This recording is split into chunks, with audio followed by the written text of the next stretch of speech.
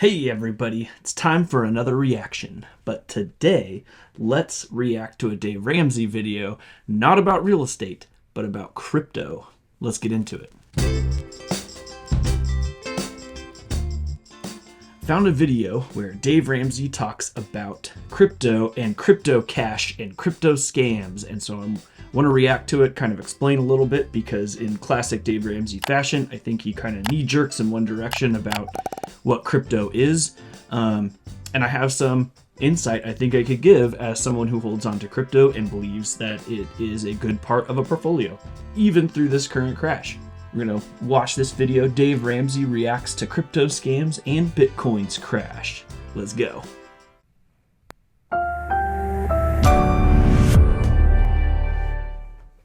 So, George, not only has Bitcoin dropped, 60-something% now since September. Big crash. That's not 6, that's 60%. Ouch. That means you turned 100,000 into 40. But now we're seeing that $1 billion has been lost in crypto scams, according to the Federal Trade Commission. This is wild. Cryptocurrency scammers have stolen over $1 billion from 46,000 people since the start of 2021. Let's talk about crypto values real quick. It has lost 60% of its value really quickly. So as soon as the market started showing a little bit of volatility, crypto took a giant dive. But let's look at crypto over time.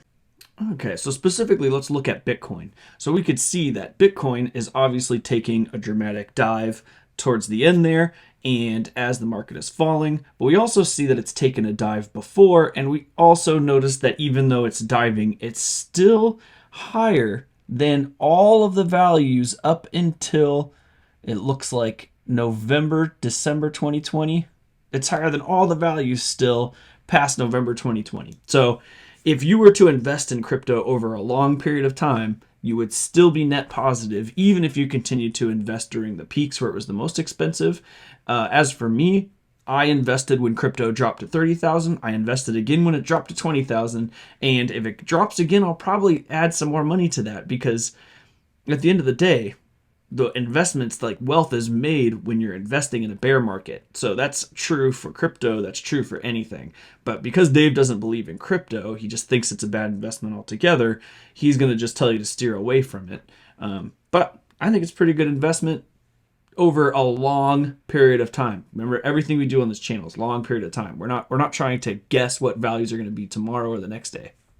New Federal Trade Commission report says FTC rang the alarm bells on Friday, saying crypto-related crimes amount to about 1 out of every $4 reported lost to fraud, more than any other payment method. The median individual reported loss was $2,600. This is wild.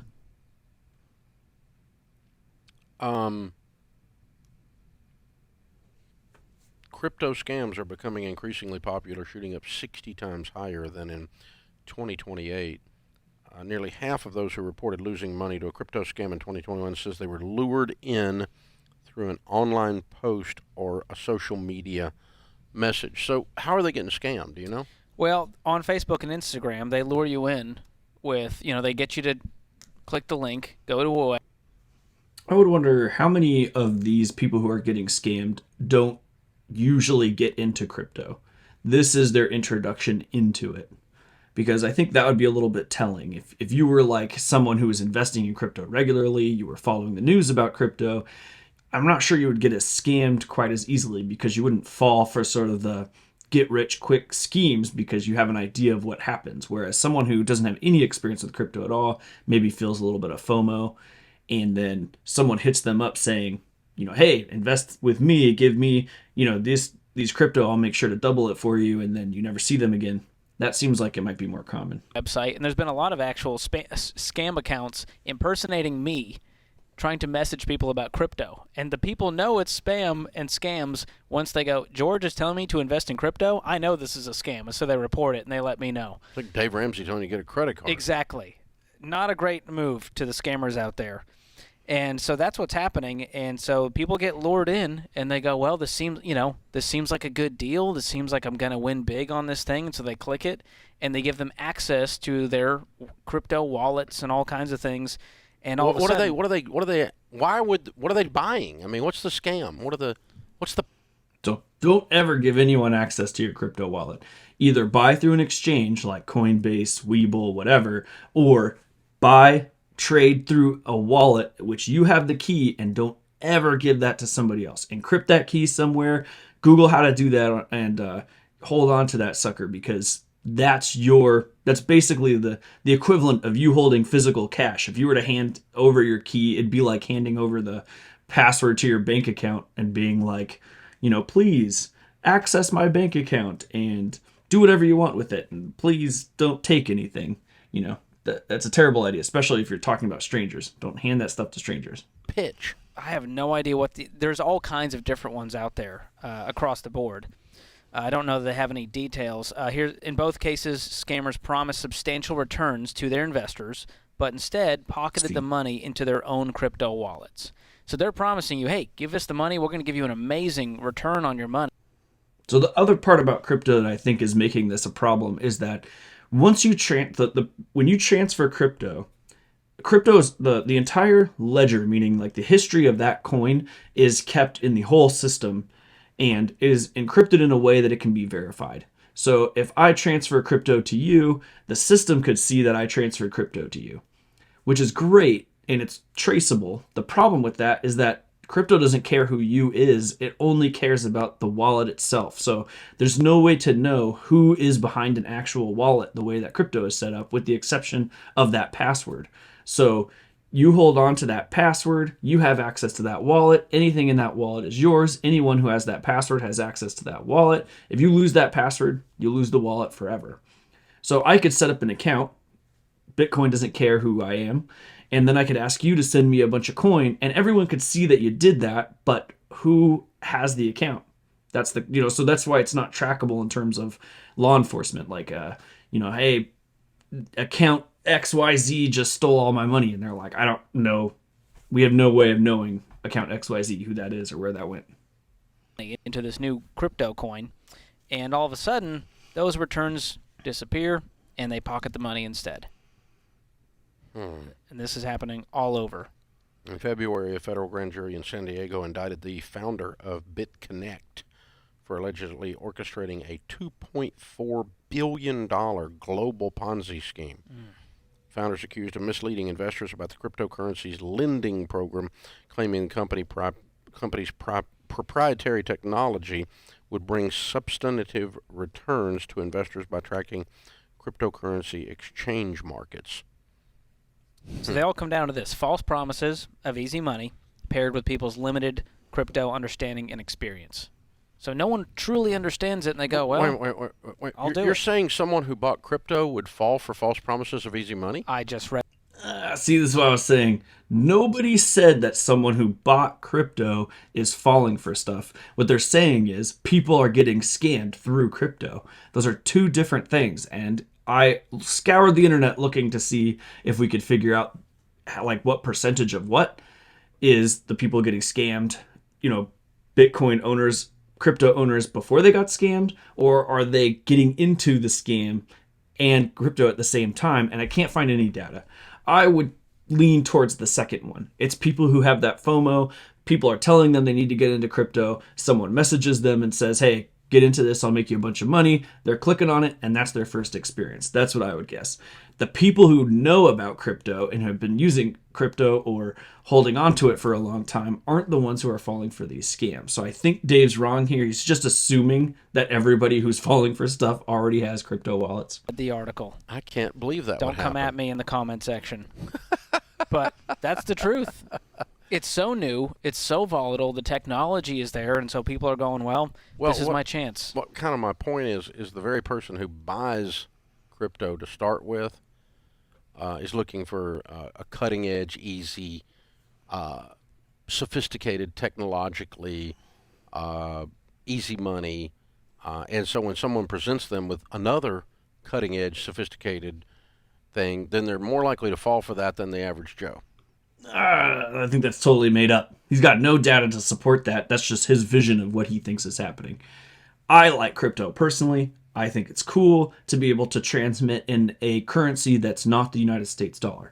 let's look at the US dollar for a second. All right, so taking a look at the US dollar, this is how much the US dollar has lost in value since the 1900s until just past 2010. That's the purchasing power of the US dollar. So, crypto, yeah, it's got some volatility. He's not wrong. The US dollar is pretty much exclusively on the downward trend. So, if we're talking about comparing currencies, crypto might be the better currency. If you're talking about investments, probably not the better investment. There's a difference there, and I think that's important. Maybe we'll talk about that at some point in a video. But yeah, going right over Dave Ramsey's head right here. Because they already are biting it. They're already chewing on that hook. They're trying to get in on the ground floor of the next thing. They're trying to choose the winning coins. Yeah. In other words, the scammers are taking them through the same psychological door that they went through to buy Bitcoin in the first place, and then they get scammed. Exactly. So they're more susceptible to scams. And it's all unregulated. So you're not protected. There's no FDIC here going, hey, we'll cover your money. And so you just lose this money. That's it. It's not hard. I mean, isn't that true with cash? Like if someone was just to steal cash from you, like the cash is just gone. So yeah, I mean, stuff is FDIC insured in terms of like investments or in the bank, but crypto is not trying to replace that. So I'm not exactly sure what he means by that. To steal people's crypto. Man, we've come a long way since the Nigerian prince. This is the modern day version.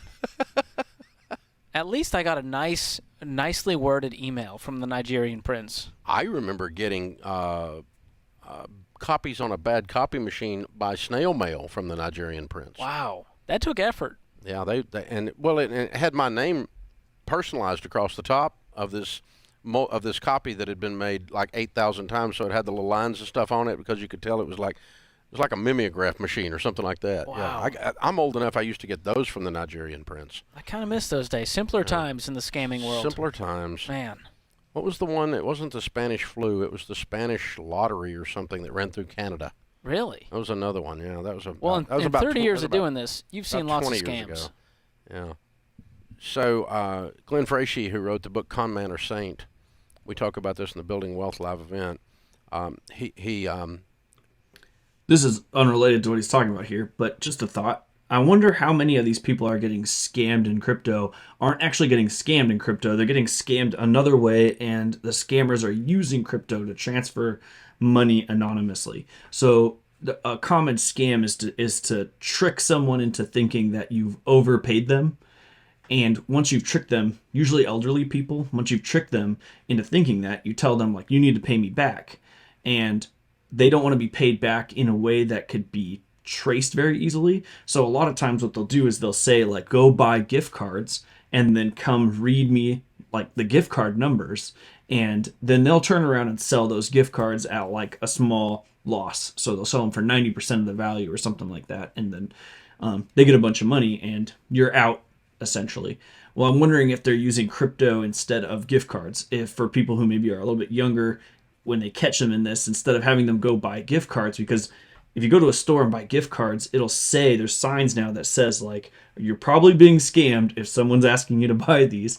And cashiers are also trained now to see if people come in getting large amounts of gift cards for large values. They're trained now to stop people and say, like, hey, are you getting scammed? Is someone telling you overpaid them? So now that that's happening, maybe crypto is the next step in the way that they're transferring the scam money, which wouldn't make it really a crypto scam. It's just another scam, and crypto is the currency. Was claiming he might be a saint, but he wrote the book from prison, so I'm suspecting he was wrong. That he was probably a con man. He ran a Ponzi scheme, a true pyramid scheme, and got put in jail for it in the 70s. And but he was a world-class con man. And he said, one of the quotes, I read that book, when I was a teenager. I don't know how I ended up with it, but the quote I remember from the book more than anything else, I went and pulled it out for this event that we're doing, that he said, you can con someone of any intellect, any level of education, if you can activate greed or fear.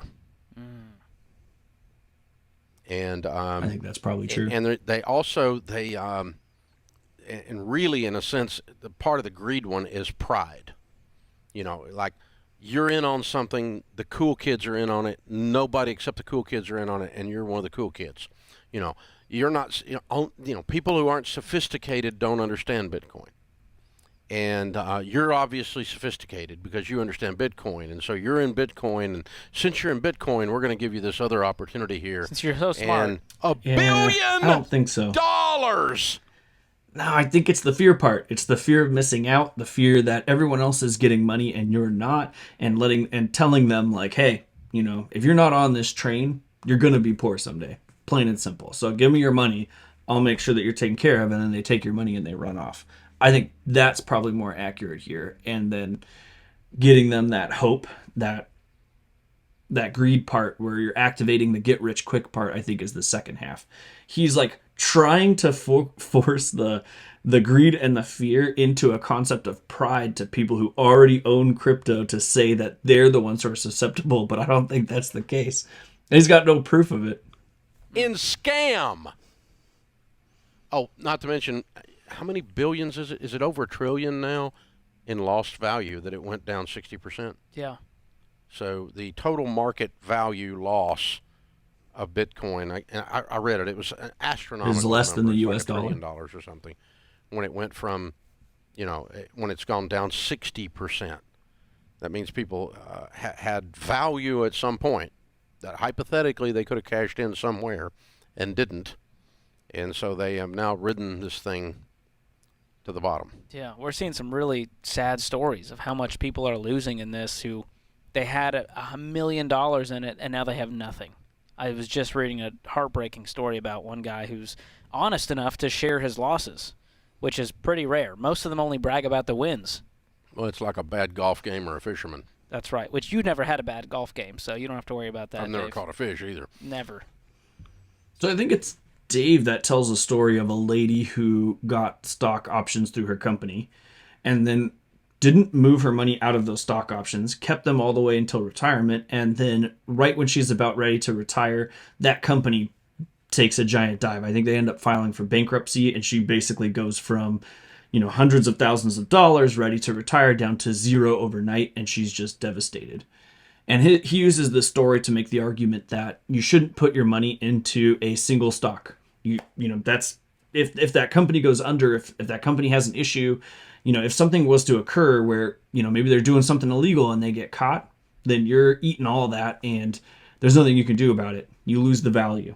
Same thing is true with crypto. So if you put all your money into crypto and then it dives overnight and you need that actual cash, you're going to be pulling it out at a loss. Never put money into crypto that you need to take out. So if it's money that you might need, that's emergency fund money. Put it into a savings account, something that won't lose value. If it's money that you can live without for a really long period of time, like 30 plus years, then put a portion of that into crypto. I think right now it's roughly about 3% of my portfolio. I like it to be closer to 5%. So right now I'm buying stuff up. I'm hoping that maybe it drops a little bit more and I might buy a little bit more up, increase to about 5% of my portfolio is in crypto. And then that's spread out amongst a bunch of different coins. Some of those coins return an actual percentage, because if you keep them in like Coinbase, for example, you could get an APR on your coin actually back to you, and other coins aren't. But other coins like Bitcoin, every coin works a little bit differently in how it expands the amount of coin that's available. So some coins are just static, some coins expand it per amount of transactions, per uses. I have a coin that's tied to the US dollar. It's exactly the same value as the US dollar, and I got that all spread out, and that's about 3% of my portfolio. So like anything, spread your portfolio out. But pretty wild stuff. So, I mean, we talk about buyer beware, but with crypto, it's a whole nother animal because there's a whole technological piece that most people don't understand. And I think I'm a pretty smart guy. And the more I look into crypto, the more confusing it gets. And I think they did that on purpose. No, it's not terribly confusing. It's fairly simple. Maybe I'll do a video explaining the technology behind crypto and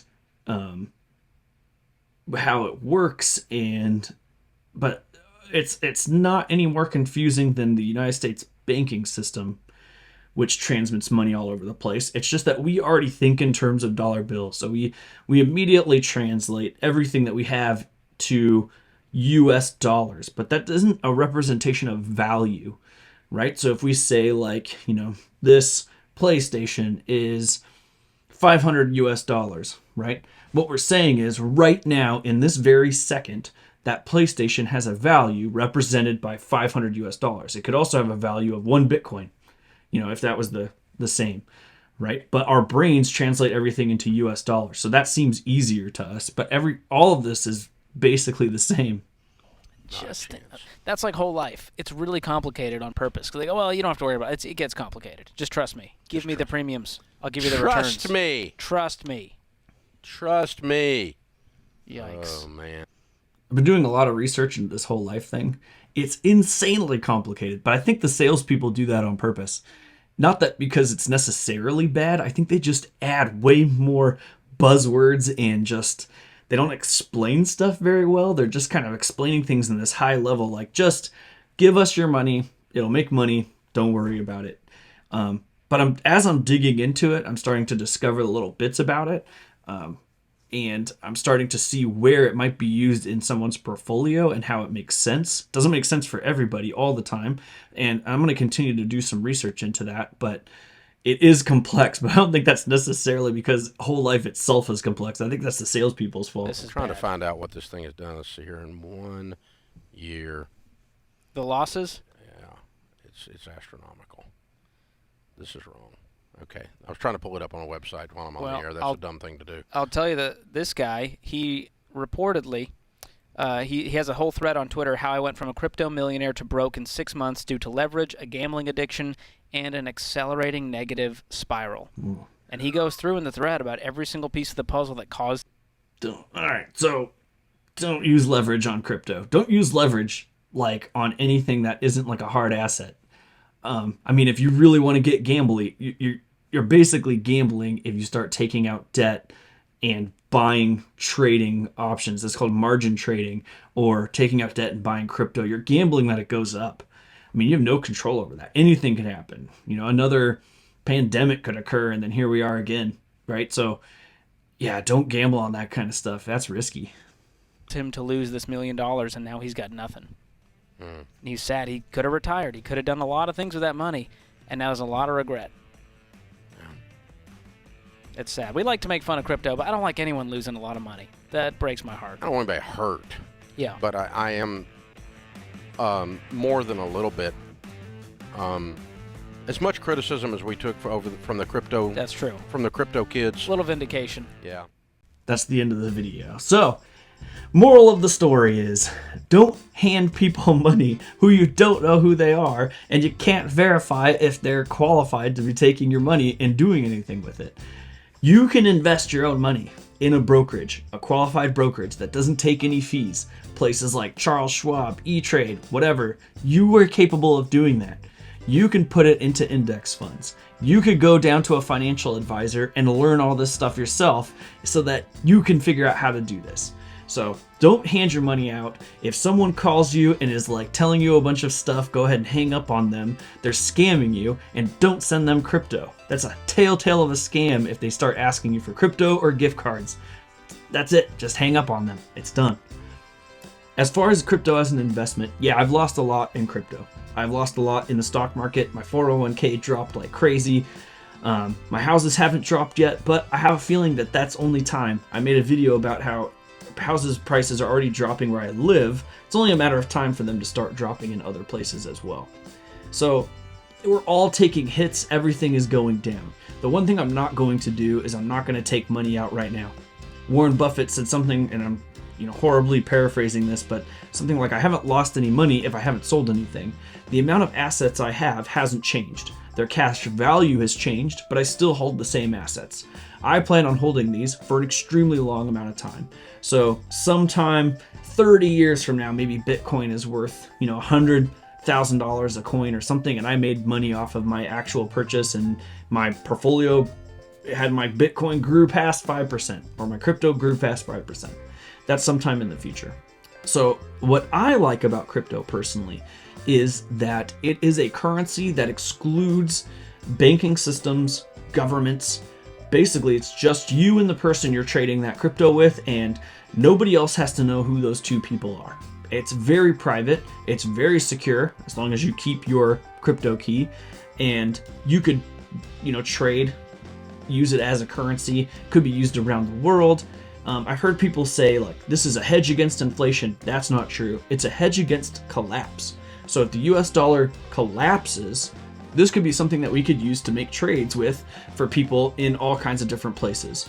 Something that's kind of cool is that in various places where they aren't very free, places like North Korea, China, they're buying up crypto because the government can't track who owns that crypto, and they're capable of using that outside the government's purview, which is giving them the ability to have a little bit of freedom where they didn't have it before.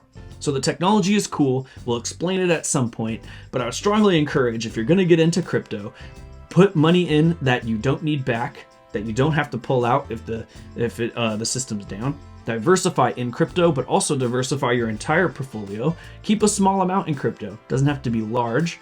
Put it into something that's well known and established, like Coinbase, Webull, that can buy the crypto for you, and you don't have to manage the key yourself. And lastly, just sit on it through the bear markets. Eventually, stuff will start to turn around. Crypto has a better record than the United States dollar. So if we were really going to do a video about what you shouldn't put your money into, it should be the United States dollar. Should get it out of that as soon as humanly possible. But thanks for stopping by. I appreciate it. If you like this video, give it a thumbs up. Subscribe to us so that you don't miss any more awesome reaction videos. And I hope to see you guys again soon.